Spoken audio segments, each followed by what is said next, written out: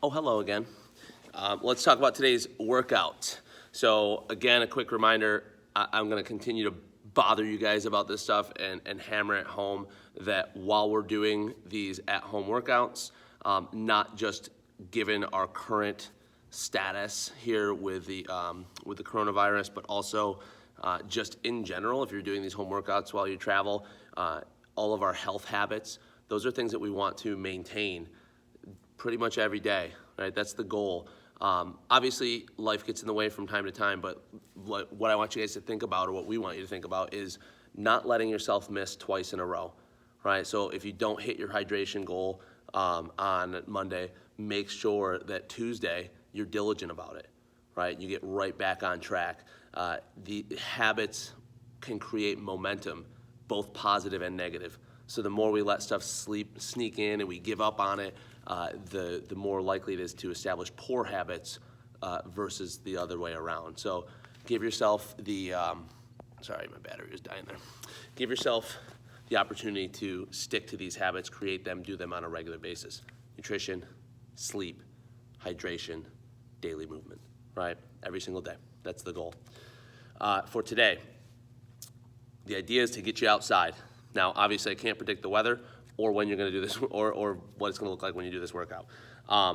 So ideally, you get outside. Even if it's not perfect out, go outside, right? You'll be fine. But if it's really bad and there's some reason you just absolutely can't do that, then obviously we can make some adjustments to this thing to make it work for you. But what we have today, if you can get to a track or at least a big field, something along those lines, that'll be helpful because there's going to be some running.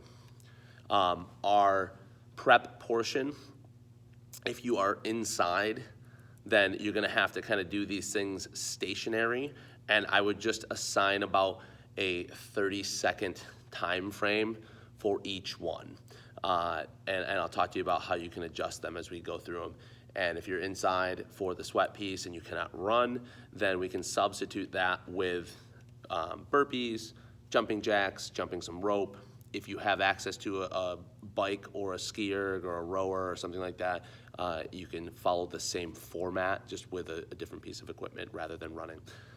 So you obviously can have some flexibility in this, but my idea was I really wanted to get you to get outside. So go to a park, go to a track, go do something that has you out in the fresh air. Our prep portion is 3 to 4 sets. We're going 50 feet forward and backward jog. On the backward jog, just be cognizant of a little bit of a forward lean so that you don't fall back on your head and trip over your heels, all right? So 50 feet forward, 50 feet back. After that, we're going 50 feet lateral shuffle each side. After that, we have 50 feet power skip plus a backward skip. And then lastly, we have 10 reps per side of a reverse lunge into a single leg jump. So let me kind of go through these things. The forward and backward jog, hopefully you understand what that looks like, okay? It's a jog forward and then a jog backwards. The lateral shuffle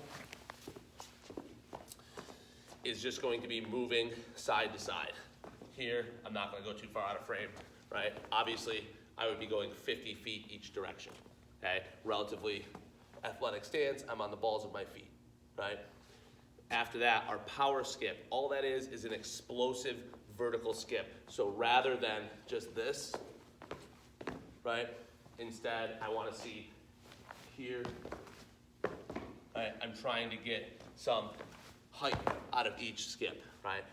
Bear with me in terms of the video, but you get the idea. Our backward skip, might mess with a lot of you. So try it, slow it down. It's great to learn new movement patterns. A skip is nothing more than a step and a hop. If I slow down a forward skip, it's step, hop, step, hop, step, hop. So if I want to go backwards, it's step, hop, step, hop, step, hop, right?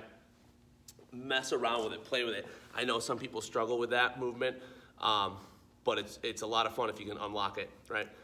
50 feet each direction. Lastly, our reverse lunge into a one-leg vertical jump. So we're coming back, and I like to actually piston my arms as if I was running, right? I'm gonna come back and up, up. So I'm exploding out of that that reverse lunge with a vertical jump, okay? 10 each side there, and you'll finish your prep portion, those 3 to 4 sets, and we'll move on to our work for today, our sweat piece. This is meant to be a 9 RPE, so really hard effort. Now, with that being said, it's not necessarily all-out sprints because it's long, so your effort should be based on the time frame of the workout and the work-to-rest ratio.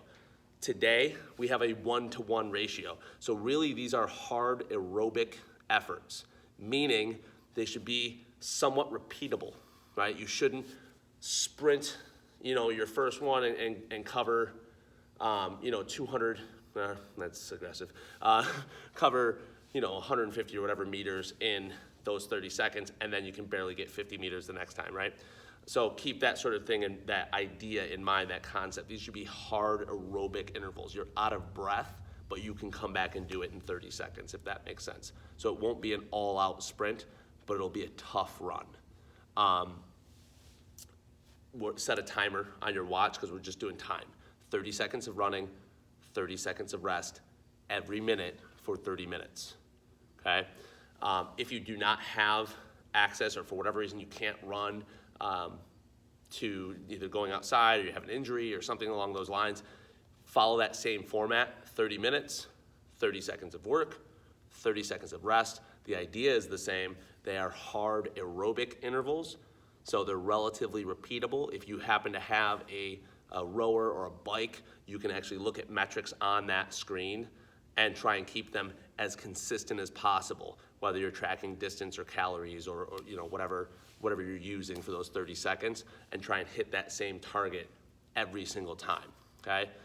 So that's your goal. If you don't have access to any of the ergs, you can substitute it with jumping rope, jumping jacks, burpees. Burpees are something that you can't consistently do for that duration of time, squat thrust will work just fine. And by all means, you could even mix and match some of those things together and rotate through jump rope, jumping jack, burpee, all right? The idea, again, is to instill daily movement habits and practices. It's not necessarily about training you for a race that you have coming up, sort of thing. It's not a specific, tangible goal. This is general physical preparedness. This is movement on a daily basis that you can get out there and break a sweat and feel good, okay, and keep yourself healthy.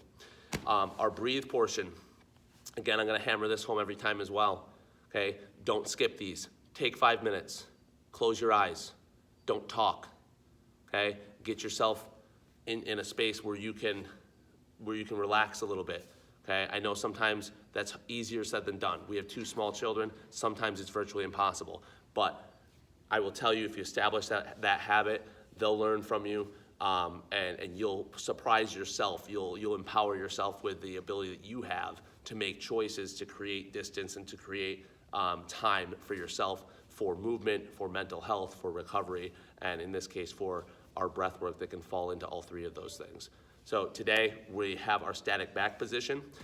So you'll need a bench or a box or something that you can elevate your feet up onto. And we're just gonna get down. Hopefully you can see where I'm at here. You're gonna lay on the ground, 90-degree bend at the knees, 90-degree bend at the hips, fingers across the belly, thumbs at our side. Big belly breath in through the nose. Long exhale through the mouth. The goal being to elongate all 4 parts of the breath. The inhale, the hold, the exhale, and the hold, right? Bringing that heart rate down, starting the recovery process, and taking 5 minutes for yourself to just close your eyes and focus on your breath. If it helps, count your breaths. If your mind races, give yourself something to fixate on, okay? Follow a guided meditation during these 5 minutes.